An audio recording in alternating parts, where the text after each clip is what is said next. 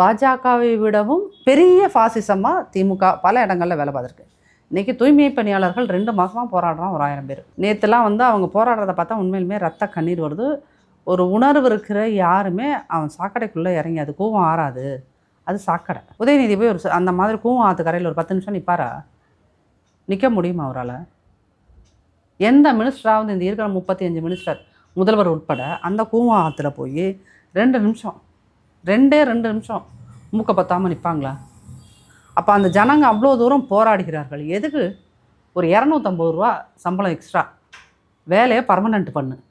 அந்த வேலையை பர்மனெண்ட் பண்ணி கொடுக்குறேன்னு நீ தான் வாக்குறுதி கொடுத்துருக்க. அவங்க சுயமாக வந்து கேட்குறாங்களா?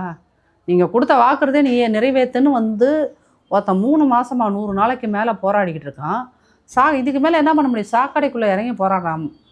இது இவர்கள் ஃபாசிசம்னு சொல்கிற பாஜக மாநிலங்களில் கூட நடக்கலை. சாக்கடைக்குள்ளே இறங்கி எவனும் போராடலை. சரிங்களா? அப்போது ஃபாசிசத்தில் நீங்கள் பெரிய ஃபாசிசமாக இருக்கீங்களா இல்லையா? அப்போ உங்களுக்கு பாஜகவுக்கு பார்த்து எந்த இடத்துலையாவது நீ இப்படி இருக்கேன்னு சொல்ல முடியாது.